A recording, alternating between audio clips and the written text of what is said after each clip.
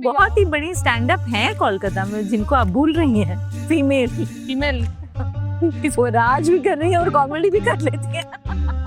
मैं तो बहुत प्राउडली बोलती हूँ स्टेज पे कि मैं बिहारी हूँ। लोग नहीं जानते हैं कि मैं बिहारी हूँ, और लेकिन मैं बोलती हूँ मैं बिहारी हूँ। मैं बिहारी एक्सेंट में भी बात करती हूँ। पापा ने घर से निकाल दिया था। हाँ? पापा बिहार से और बहुत ही कंजर्वेटिव और उस तरह के। बोला जाता है कि सिर्फ भोजपुरी में गंदे गाने बनते हैं, पर मैंने भी गंदे ही सुने। हाँ, जब आप शादी करते हो तो फिर आपके यूटरस के स्टेक होल्डर्स बढ़ जाते हैं पूरी बॉडी की, पूरे बॉडी के। From the age of 13 till now मैं मेरी उसमें अगर मैंने शॉर्ट ड्रेस पहनी है तो एक पजामा तो होता ही है बैग में।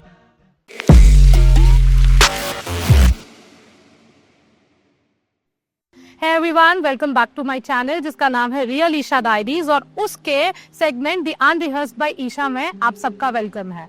और आज आप देख रहे हैं कि हम अपने स्टूडियो में नहीं है और कहीं और है। Yes, we are in Mumbai. और जब आप मुंबई आए हो तो डेफिनेटली आप चाहोगे कि खुले खुले बीच के सामने आके शूट करो और इंटरव्यू करो। सो आज के कन्वर्सेशन के लिए जो गेस्ट है, let me tell you something about her. She is a business woman, she is an actor, she is a rebel bahu, or a very great viral stand-up comedian. So come, let's welcome her. Okay, so welcome Survi, welcome to my channel. I know this is, I don't know, it's awkward or good, I don't know. It's very cool, yeah. So first of all, I don't know, how are you feeling right now? बहुत मजा आ रहा है यार। पत्थर वत्थर पे चढ़ के बैठी हूँ मैं, पता है कितने सालों बाद। कॉलेज में हम लोग ऐसे बैठते थे जाके and all that. I mean, this is super fun. Thank you. Okay, so as we know that you are born and brought up in Mumbai. हाँ। So after how long you are sitting over here in the beach और ऐसे? ओह, 20 साल तो हो ही गए होंगे। 20 साल? हाँ, of course. कॉलेज छोड़े 20 साल तो हो ही गए। लोग आप गैस कर लगेंगे उनके एज नहीं तो हाँ, they can keep guessing. I am never going to reveal. Okay, so first of all, how are you feeling right now? मजा आ रहा है। मजा आ रहा है? हाँ, थोड़ा खुला खुला एकदम। हाँ, बहुत खुला खुला। हाँ, बॉम्बे में और जगह ही कहाँ है? यही है एक जगह जो थोड़ी खुली खुली है। हाँ। ये भी पत्थर बहुत आगे आ गए, पता है? हाँ। पहले एकदम पीछे हुआ करते थे। Okay. काफी, मतलब अभी थोड़े थोड़े टाइम करके ये पूरा ही बंद हो जाएगा। ओके, सो हम लोग ऐसे ही खुला खुला ही सब बात करेंगे आज, ठीक है? सो आई थिंक ज्यादा टाइम वेस्ट नहीं करके मैं अपने पहले सवाल में आती हूँ कि obviously you have started your career in acting and then coming gradually बाकी चीजों में जो हम बाद में आते हैं। So let's talk about your acting career first. Like why Mumbai में बॉर्न एंड ब्रॉट अप है इसीलिए ही एक्टिंग, या what was there in your mind when you thought? नहीं, मेरी फैमिली में किसी ने एक्टिंग नहीं की है। मतलब कई जनरेशन फर्स्ट पर्सन जिसने एक्टिंग की।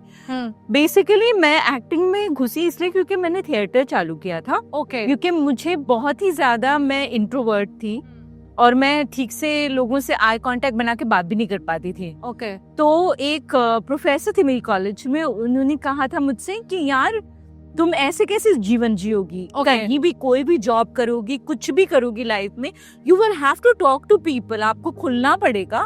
और खुलने के लिए उन्होंने एक थिएटर कोर्स के बारे में बताया था जो कॉलेज में, मिठीबाई कॉलेज में हो रहा था। ओके।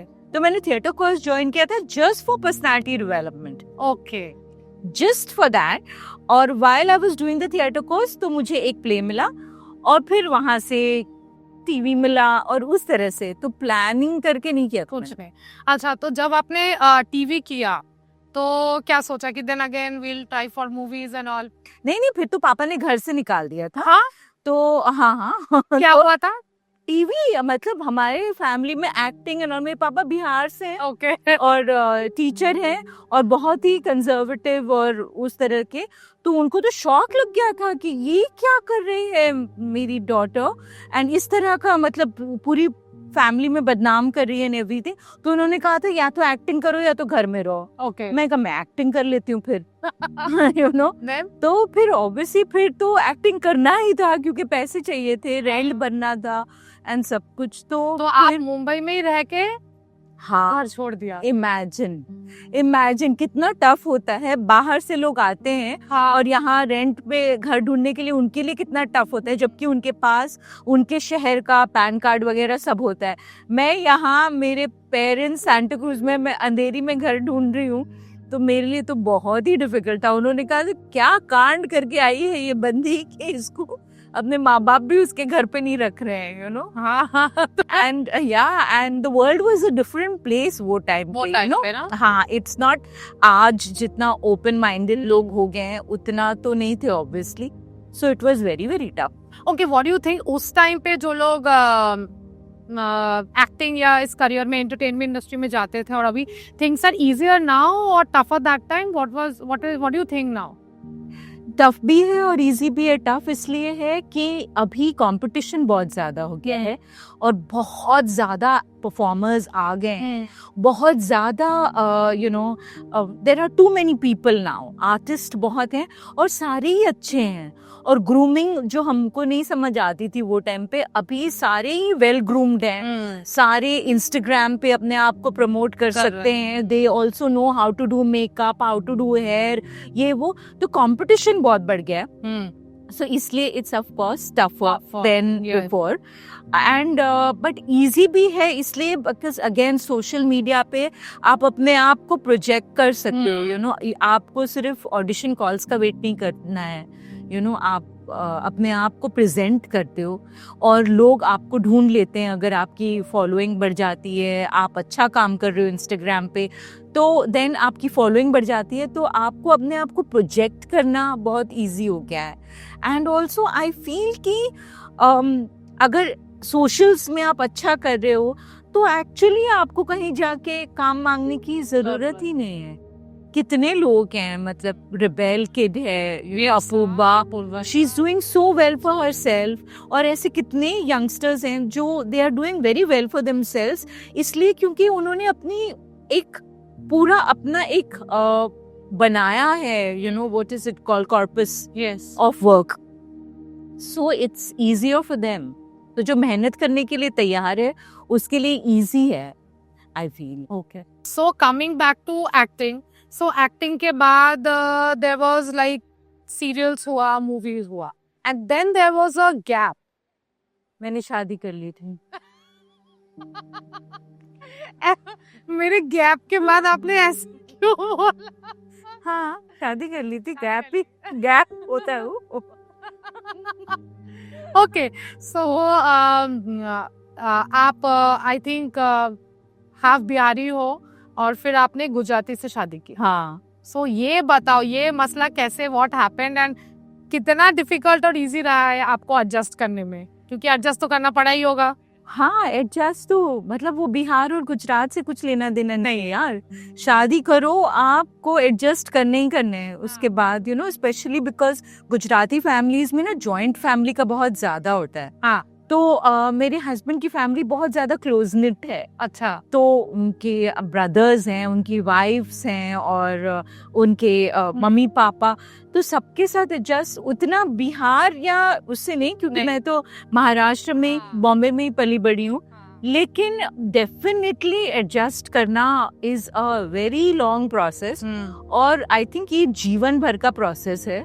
क्योंकि आज भी मम्मी जी जो हैं वो आज भी बताती हैं किससे उनकी सास के बारे में। अच्छा। तो यू नो, जो टेलीविजन देखते हैं लोग और कहते हैं ना कि अरे क्योंकि सास भी कभी बहू थी, क्योंकि सास भी कभी बहू थी, देख के लोग कहते हैं कि अरे ऐसा थोड़ी होता है। वो सब होता है ना। हाँ, मतलब पहले मैं I used to act in daily soaps, अब मैं जी रही हूँ in a daily soap, you know, so it's literally, of course there are ups and downs, you know, and there are positives and you know, gray areas, but life है वो।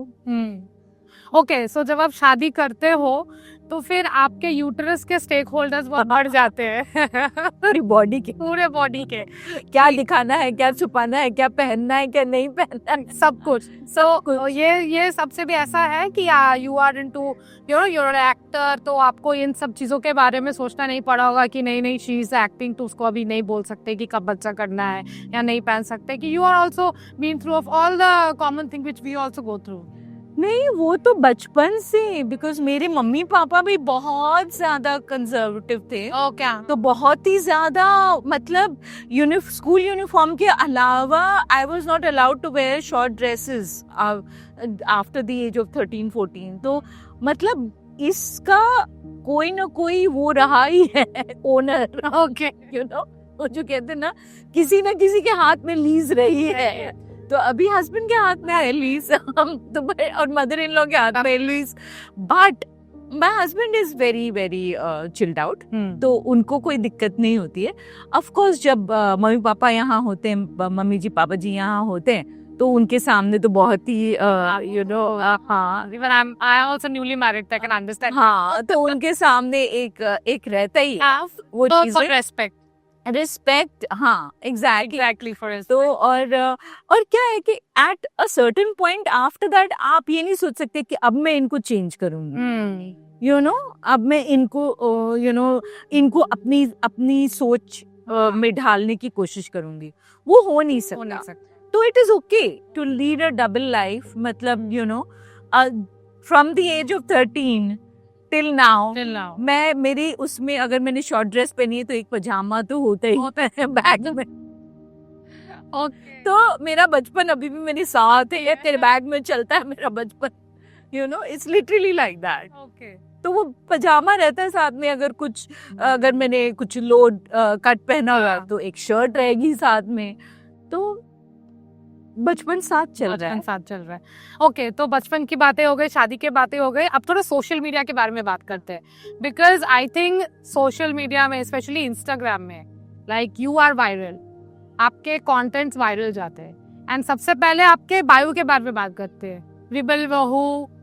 तो क्या है, हाउ डैट आपने वो क्यों लिखा, क्या कॉन्सेप्ट है उसके पीछे, वो बायो के पीछे आपके?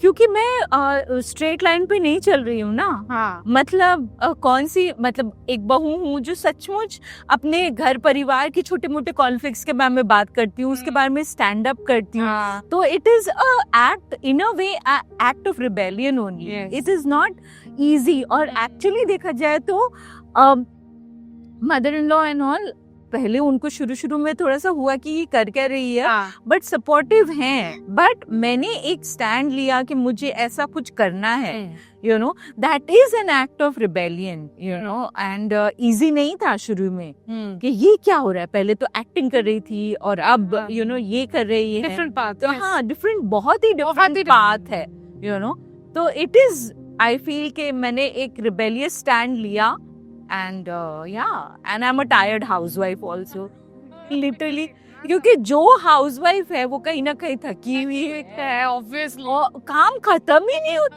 यार। हाँ, यू नो, जब कोई पहले बोलता था कि I am a housewife and I feel tired, मैं भी यही सोचती थी। जब मैं बाहर जाके काम करती थी तो मुझे लगता था घर में ऐसा क्या ही काम होता है, बहुत काम होता है, घर का काम कभी खत्म ही नहीं होता है, you know. So I am a very very tired housewife. Okay. You know, दिन में 4 बजे मतलब 7 बजे सुबह से लेके 4 बजे दोपहर तक I am a housewife. और उसके बाद मैं स्टैंड अप कॉमेडियन का हिप एंड हैपनिंग वो बन के निकलती हूँ वहाँ। Okay, so as we are talking about stand up now, so लोगों को हंसाना, I think that's the toughest job. Especially आज के टाइम पे ये जो स्ट्रेस और डिप्रेशन इतना ओवर पावर कर चुका है, सो हाउ स्टैंड अप, मतलब और कुछ नहीं बट स्टैंड अप के बारे में कैसे? मेरे को ना हमेशा से कुछ ऐसा करना था जो मेरा अपना हो। ओके, टेलीविजन में अपना कुछ नहीं, आपको कैरेक्टर मिलता है, डायलॉग्स मिलते हैं, आपको सक्सेस मिलती है, और तब तक वो शो ऑन है, कब तक यू नो, उसके बाद आपका कुछ नहीं बचा, लोग आपको पहचानते भी हैं तो as the character in the TV show. तो अपना कुछ करना था, और मेरे को लगा कि stand up is a beautiful space, it's a tough space, वो मेरे को पहले से पता था, मैं जानती थी कि बहुत ही टफ है, लेकिन इंडिया में अभी अभी यू नो एक आइडेंटिफाई करने लगे हैं लोग कि ये भी एक सोर्स ऑफ एंटरटेनमेंट है। तो I found it a very exciting space, और मतलब आप हर चीज को एक प्रोसेस करके, अपना ट्रॉमा प्रोसेस करके you are presenting it to people, and लोग जो सुन रहे हैं उनको एक तरह का यू नो, अगर आप रिलेट कर रहे हो तो आपके लिए आपकी प्रॉब्लम्स इजी हो जाती है सर। तो I just found it to be a space which I can definitely give it a shot, और एक बार स्टार्ट किया स्टेज पे जाना, it became an addiction. Okay, so उसके ऊपर सबसे बड़ा बात है कि I think female community, I think अभी भी तो व्हाट डू यू थिंक कि वहाँ पे भी सेग्रीगेट करते हैं क्या कि मेल कॉमेडियन ही फीमेल है तो बायसनेस और समथिंग लाइक दैट? इंडस्ट्री के अंदर उतना सेग्रीगेशन नहीं है, लेकिन ऑडियंस डेफिनेटली आपको डेफिनेटली उनके दिमाग में ये है कि फीमेल है तो कम थी फली होगी, और कमेंट्स भी जो आते हैं वो काफ़ी हार्श होते हैं फॉर वो। तो अगर मैं एक कंटेंट डालूंगी और सेम कंटेंट एक मेल सिमिलर कंटेंट अगर एक मेल कमेडियन ने डाला है, तो मुझे जो ट्रोलिंग होगी वो बहुत हार्श होगी, और मेरे कंटेंट पे नहीं होगी, मेरे अपीयरेंस पे होगी, मेरे बहुत सारी अब्यूजिव लैंग्वेज होगा। और उस तरह से शुरू में ऐसा बहुत हुआ मेरे साथ। तो ऑडियंस डेफिनेटली, पर मैं उनको अपनी ऑडियंस नहीं कहूँगी, मैं उनको कहूँगी कि ये फ्रस्ट्रेटेड बेचारे ट्रोल्स है ये, जिनके पास और कोई काम धंधा नहीं है। और एक बार आपकी ऑडियंस बन जाती है जो समझने लगती है कि आप क्या प्रेजेंट कर रहे हो, उनको उसको वक्त लगता है। तो आई फील कि जो लोग इसमें जो बंदियां they are trying to do this ना, they should just have patience और अपने आप में भरोसा रखिए, और ट्रोल्स को इग्नोर कीजिए, कमेंट्स मत पढ़िए या ब्लॉक कर दीजिए कमेंट्स शुरू में, टिल आप धीरे धीरे एल्गोरिदम समझेगा कि आप क्या प्रेजेंट करना चाह रहे हो, और आपकी ऑडियंस आपसे अट्रैक्ट होगी। और एक बार आपके लोग आपको मिल गए ना, उसके बाद they post such beautiful comments, you know, कि लोग मुझसे कहते हैं कि अरे आपकी बातें सुन के मोटिवेशन होता है, स्पेशली जो मेरी तरह बप हैं, हाउस वाइफ है, उनको लगता है कि अरे ये तो हमारे ही घर की बात बता रही है, and that is the biggest high. कि ना मैं उनको जानती हूँ ना वो मुझे जानते हैं, लेकिन हम सिर्फ अपनी बातों से कनेक्ट हो रहे हैं, and that is, and comments डालते हैं कि बिल्कुल आप जस्ट कम्प्लीटली रिलेटेड टू, तो देन इट कम्स अप हो रहे। ये जो लंदन से आपके हस्बैंड के हाँ ये सचमुच हुआ, ये सचमुच हुआ बा? हाँ सचमुच हुआ था। मैं फोन साइलेंट पे रख के सोती हूँ, ऑब्वियसली हम सब फोन साइलेंट पे रख के सोते हैं, और उनकी तबीयत खराब हुई तो पता नहीं उन्होंने क्यों अपनी मम्मी को कॉल किया। एक्चुअली मम्मी के पास बहुत सारी होम रेमेडीज और नुस्खे होते हैं, तो शायद इसीलिए कॉल किया हो। बट एक्चुअली हर बंदा मम्मा बॉय ही है। हाँ जो मम्मी आपकी भी नई शादी हुई है तो हाँ, क्योंकि मम्मी जिस तरह से ख्याल रख सकती है, ऑब्वियसली कोई वाइफ कम्पीट ही नहीं कर सकती। अच्छा एक मुझे बात पूछना है कि मतलब मुझे बताना भी है, क्यों why men idealise wife like her mother? माँ जैसा प्यार या माँ के जैसा केयर क्यों चाहिए? वो माँ है और ये बीवी है। Why they don't understand this? Because yeah, that is not a you problem, that is a they problem. क्योंकि अंदर से हर आदमी, चाहे वो कोई भी उम्र का हो, वो एक छोटा बच्चा ही है अंदर से, वो बड़े ही नहीं हुए हैं, क्योंकि मम्मी ने इतना प्यार दिया, इतना लाड दिया है। वो अंदर से कहीं ना कहीं वो कमाने लगे हैं, वो बहुत ही ज्यादा कहीं की सीईओ बन जाए, लेकिन वो अंदर से छोटा बॉय ही है। जैसे ही वो बीमार पड़ेगा वो एकदम से सोचती हो जाएगा, और उसको मम्मी वाला प्यार नहीं होगा। मम्मी तो मेरे लिए वो कांची बनाती थी और गंजी बनाती थी, और मम्मी तो मेरे लिए वही होता है उनका। दैट इज उस टाइम कैसा फीलिंग आता? इतनी आदत पड़ गई है। हाँ मतलब इनिशियली थोड़ा सा सरप्राइज तो हुआ था कि यार ये जो इतना 6 फीट का आदमी है, ये सचमुच इसके अंदर एक बच्चा बैठा हुआ है, यू नो, तभी लगा था। लेकिन अभी I am used to it and I understand the mentality के यू नो उनको, क्योंकि उनकी जो मम्मी थी ना, उनका फुल टाइम जॉब था। ये बच्चे फुल टाइम जॉब कर रहे थे, ये अपने बच्चों के लिए, अपने बच्चों के लिए, यू नो। तो family voted their whole life to its, you know. तो ये हमसे भी वही एक्सपेक्ट करते हैं, तो उनको जरा शॉक ट्रीटमेंट तो मिला है। अरे बाप रे, ये कुछ और भी कर रही है। थोड़ा कॉफी ला की कैनवे का कॉफी फ्राई कर रही है मम्मी, तो बना के ला देती। But my husband makes coffee. My husband is a different man when his parents are here ना। तभी जब बॉम्बे में मम्मी जी होते हैं ना, तभी वो बिल्कुल ही एक अलग आदमी मुझे दिखाई देते, और जब मम्मी जी यहाँ नहीं होते हैं, गुजरात में होते, तब एक अलग ही बंदा मुझे दिखाई।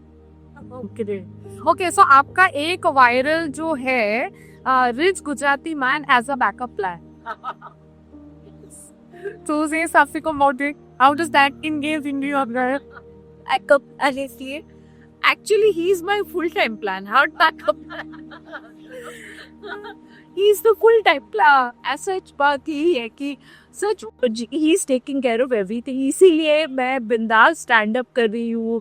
मुझे वो स्ट्रेस नहीं कि मुझे कमाना है, मुझे बिल्स भरने हैं and all of that. You just continually following your passion. I'm Without just thinking of money. without thinking of it.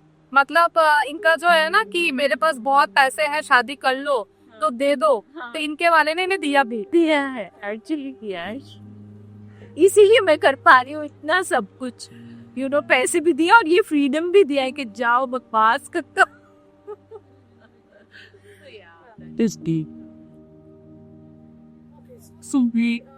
आपका जो रील्स है वो इतना वायरल हो रहा है, people are saying that one next big thing in the Bombay. आप mic में जब भी आप स्टैंड अप में क्या, आप जो कॉपी घर में भी कंटेंट बनाते हो, जो आपके दिमाग में चलता है, बोलते हो it's just going viral. And Mumbai का तो मुझे पता नहीं, ऑब्वियसली है, but even Kolkata I see people are like. आपको तो भी इंस्टाग्राम में दिख भी जाता है ना कि अगर आपके फॉलोअर्स या कोई है, आपके फ्रेंड्स है जो लाइक कर रहे हैं, हाँ, तो आपके जो ये रिलेटेबल चीजें हैं ये सब बहुत पसंद का। अच्छा, एक और सवाल मुझे पूछना था कि जब आप ऐसे रिलेटेबल कंटेंट बनाते हो जो फैमिली से रिलेटेड है, सो कभी आपके हस्बैंड या किसी ने रिलेटिव से कुछ बोला कि यार ऐसा क्यों किया तुमने, ये उससे ऐसे लगा कि तुमने ये घर का ये ऐसा कुछ को दिया, उससे हाँ हुआ एक्सटेंडेड फैमिली हुआ, मुझसे नहीं कहा, मेरी मम्मी जी से कहा कि ये तुम्हारी बहू क्या कर रही है, और मेरी मम्मी जी ने कहा मुझे सब पता है जो भी वो कर रही है, और मैंने ही कहा है उसे करने के लिए और उसे करने दो। वाह, वो जो भी कर रही है मुझे पता है वो क्या था। बहुत ज्यादा फ्री, बहुत अच्छा लगा, बहुत ही ज्यादा फ्री। इनफैक्ट आई थिंक मेरी मम्मी जी फॉलो करते हैं मुझे इंस्टाग्राम में, तो उन्हें पता है ये चीजें हैं, तो द थिंग इज मैं कोई लाइन नहीं क्रॉस करती, मेरे इसमें ना कभी भी कोई विलन नहीं है, सिचुएशन इज द विलन। अब अगर जनरेशन से एक तरीके से मम्मी जी जीते आए हैं, हर मतलब देयर इज अ फैमिली का जो डायनामिक होता है, वो आप सोचोगे कि आज आप एकदम से हावड़ा लेके चेंज कर दोगे, वो तो निकल मुंबई बना, हाँ बम्बई देखे ना, नक्कल रोड रोलर से बन ही रहा है, डेवलप होके रीडेवलप हो रहा है, तो आपको लगता है कि पहचान में नहीं आ रहे एग्जैक्टली, तो आपको लगता है कि रिश्ते एक ही दिन में आप कहोगे कि मैं ले आई हूँ विशाल और मैं अभी जला दूंगी और ये सारे रिश्ते चेंज हो जाएंगे और सारा जो हमारा ट्रेडिशन है इतने सालों का ये बिल्कुल ही चेंज हो जाएगा और सब मैं एकदम से क्रांति ले आऊंगी, ये तो होता नहीं। तो धीरे धीरे चीजें चेंज होती है, इसीलिए मैं अपने आप को रिबेल बहू बुला रही हूँ कि मैंने लाया है वो इतना छोटा सा रत्ती भर का फर्क लाया है सोच नहीं, बट वो ऐसे करके बहुत सारी औरतें मिलके आई मीन पीपल धीरे धीरे वो फर्क आता चला जाएगा इन थॉट प्रोसेस, और वक्त लगेगा, और वो उसमें कोई विलन नहीं है। I that's what I feel, situation क्योंकि दे आर लाइक, अगर आप सासू माँ की बात करी तो वो अपने परसेप्शन से चीजों को अच्छी से करने का कोशिश कर रही थी, इंटेंट इज गुड और द सिचुएशन बिकम्स उनके जो एक्सपीरियंसेस रहे हैं जिंदगी में, उनकी जो अंडरस्टैंडिंग है ऑफ लाइफ, मैं सोचूंगी कि अब मैं आ गई हूँ और मैं एकदम से सब कुछ ओवरनाइट चेंज हो जाएगा, ये कभी नहीं सकता। मेरे अपने मम्मी पापा नहीं चेंज हुए तो मैं ये क्यों एक्सपेक्ट करूँ कि मेरे हस्बैंड के मम्मी पापा ओवरनाइट चेंज हो जाए, और एब्सोल्युटली, और ये करना ही क्यों है? आई थिंक ये मेंटालिटी लेके आने से ही दिक्कत ज्यादा है। एग्जैक्टली, नॉट ओनली मतलब mother-in-law or father-in-law, whether it's a parents or a husband, if you come with that intent कि इससे मैं बदल दूंगी, कभी खुद के लाइफ में आई थिंक ज्यादा दिक्कत हो जाए। हाँ, लेकिन क्या होता है ना कि वो चाह रहे हैं कि आप बदल जाए, हाँ वो प्रॉब्लम, आप उनको नहीं बदलना चाहते हो, आप ये कहते हो कि आप ही मत बदलो, पर यार मुझे भी तो थोड़ा एक्सेप्ट कर लो जैसी मैं रही, लेकिन उनको वो थोड़ी सी होती है दिक्कत कि नहीं, मतलब बहुत ही अलग है या बहुत ही ज्यादा मॉडर्न है या ऐसी चीजें। तो आप एक्चुअली आपकी लड़ाई लड़ाई गलत वर्ड है, आपकी जो संघर्ष है वो इसमें नहीं है कि आप बदल जाओ, ये संघर्ष है कि यार मैं जैसी हूँ क्या एक्सेप्ट से। आई थिंक ये हर औरत की था कि मैं जैसी हूँ थोड़ा सा मतलब थोड़ी सी बुरी हूँ, थोड़ी सी अच्छी हूँ, थोड़ी सी तीखी हूँ, थोड़ी सी मीठी हूँ, मैं मुझे एक्सेप्ट कर लो with my weaknesses my strength, you know. आदर्श तो मैं हूँ ही नहीं इसी एंगल से, exactly, you know. So yes, okay. So being a comedian, doing stand up, and now business. So tell me, तब कैसे आप बैलेंस करते हो? So business actually is my husband. Business is his production. I help out creatively in terms of writing. Okay. And so he is managing the production house. Main तो वही manage करते, मैं creatively help करती हूँ. I get involved scripting में, casting में in a way. तो I would say we are co-writing and co-creating. But lead वो लेते हैं उन चीजों में.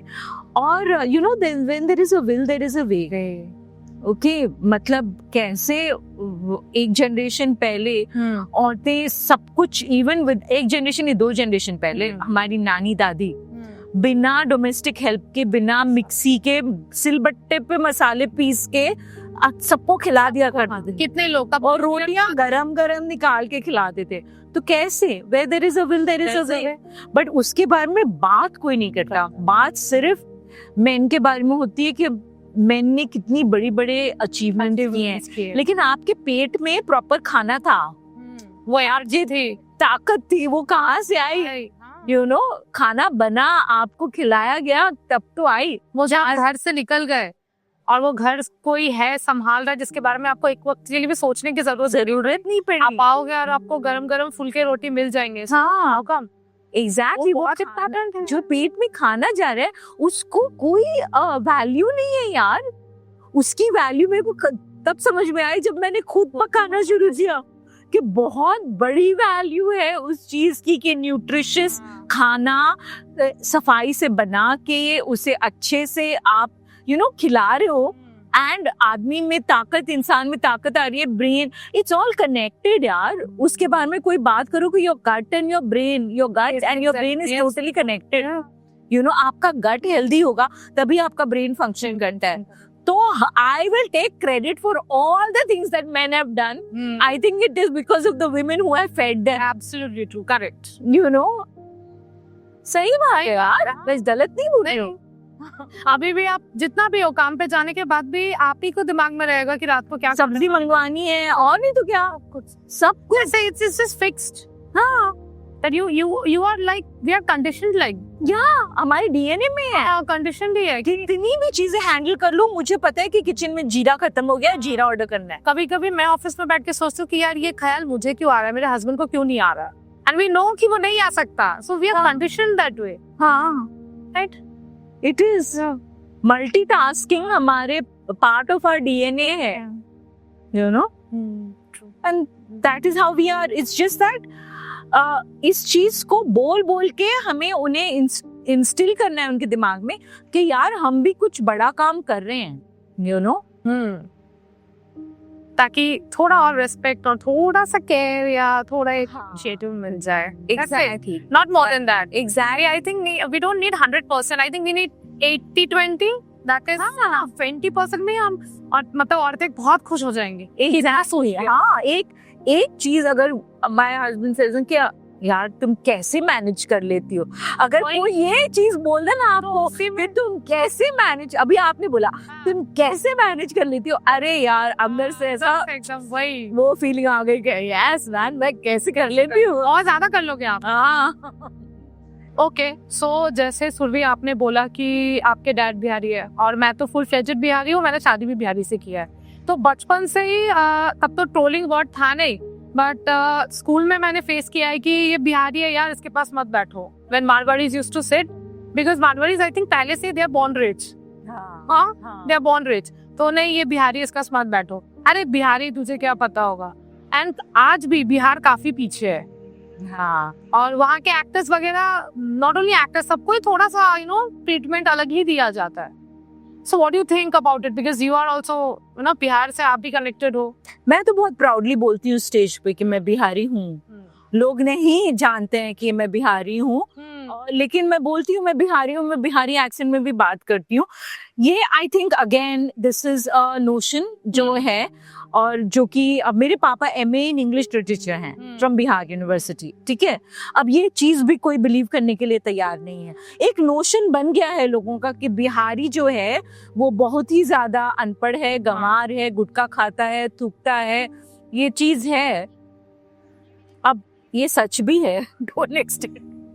ओके, बिहारी गुटखा खाता है, बिहारी अनपढ़ है, भी तो है. हाँ, एग्जैक्टली माय पॉइंट कि ये एस्पेक्ट हाईलाइट नहीं होता है बिकॉज बिहारी जो कुछ करना चाहता है बिहार से निकल जाता है. यू नो, और इसीलिए ये एस्पेक्ट हाईलाइट नहीं हो पा रहा है. मैं तो स्टेज पे बात करती हूँ इस बारे में, और मैं बहुत ज्यादा गाली भी खाती हूँ ऑन यू नो, बहुत सारी अब्यूजिव कमेंट्स आते हैं मेरे कि मैं बिहारियों को ट्रोल कर रही हूँ और मैं बिहारियों के बारे में नेगेटिव चीजें बोल रही हूँ.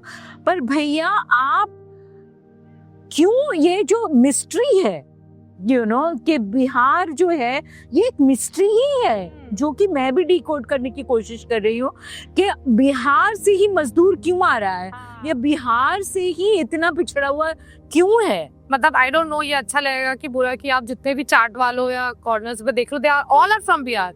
और एक बार आप अपना स्टेट छोड़ दिया है आपने. मेरे पापा, मुझे लगता है कि अंदर आज भी उनके अंदर है कि वो उनको अपना स्टेट छोड़ना पड़ा. यू नो, वो आज भी, और क्योंकि मेरी मम्मी महाराष्ट्रन है, ओके, तो उनको कहीं ना कहीं लगता है कि मैं अपने ससुराल में ही जी रहा हूँ, तर्जमाई हूँ मैं. यू नो, चोखा बनाना मेरे को आता है. बस सरसों का तेल भी मैं खाती हूँ, सब्जी बनाती हूँ, खाती हूँ, गुजरातियों को भी खिलाती हूँ. गुड. वो बोलते हैं ना, एक बिहारी 100 पे भारी भैया, यहाँ 1000 पे भारी हो रखे हैं. ओके, इसी के साथ वही और एक बात, जैसे अब देख लीजिए कि भोजपुरी सॉन्ग्स भी बहुत फेमस है. ठीक है, अब बोला जाता है कि सिर्फ भोजपुरी में गंदे गाने बनते हैं, पर मैंने भी गंदे ही सुने हैं. अच्छे गाने भी बनते हैं पर वो हिट नहीं होते. अब कौन अच्छा गाना सुनता है? सब तो भोजपुरी के वो पवन सिंह वाले जितने, पवन सिंह रोमांटिक गाना भी गाता है बहुत, बट उसके सारे वो वाले ही गाने जो तेल लगाए जब लिपस्टिक, तो ये थर्मामीटर है. ऑडियंस ही है जो हिट करती है चीजों को. और हर इंडस्ट्री में आई थिंक हिंदी में भी कुछ कम गंदे गाने नहीं बनते हैं. बहुत ही ज्यादा सरकारियों, खटिया और वो सब बना है बहुत ज्यादा, वो सारी चीजें. अब लेकिन फिर भी मतलब बॉलीवुड को कोई डिग्रेड नहीं करेगा. नहीं, बिहार परसेंटेज है ना, यू नो, वहां से ज्यादा वो वाला कंटेंट निकलता है. तो एक मिस्ट्री ही है. बाकी ये मिस्ट्री तो बनी रहेगी कि भाई काहे ऐसा है, हम नहीं जानते.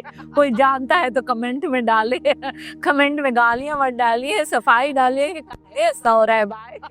My husband is sitting over there and I'm sure he's laughing. उसको मेरे से बेटर आने प्यारी. Okay, so yes, sun set हो चुका है and we are almost end of this video. And thank you, Surbhi. Thank you so much for giving us the time and messing up your hair, you know, and still adjusting, sitting. पता नहीं मैं कहाँ से, कोलकाता से आके सुरभि को मैं कहाँ ले आके बैठा दी. आप मुझे अभी कूल डाउन नहीं करते तो मेरे लिए ये वीडियो करना पॉसिबल नहीं होता. It was awesome. It was really fun. And thank you so much for having me on your podcast. And I hope we meet again. Yes, absolutely. And there's a lot to learn from you. एक छोटे से conversation में ही मैंने आपसे बैठे बैठे बहुत कुछ सीख लिया और आगे भी सीखूंगी. And think I if God blesses me मैं दोबारा मुंबई आऊँ और बार बार आऊँ and I can shoot lot of content with you, I definitely come and watch your stand up. And please come to Kolkata because Kolkata needs more female stand up. है ही नहीं I think. So Kolkata needs, तो आप कभी कोलकाता भी बहुत ही बड़े stand up हैं कोलकाता में जिनको आप भूल रही हैं. फीमेल वो राज भी कर रही है और कॉमेडी भी कर लेती है. मुझे लगा ही था. प्लीज कोलकाता वालों, वो वीडियो को कॉपीराइट या कुछ मत स्ट्राइक मत देना. बट है तो सही. लेकिन we actually need genuine star. वो ऑल राउंडर. आजकल हमारे पॉलिटिशियंस ही ज्यादा कॉमेडी कर रहे हैं. Exactly true.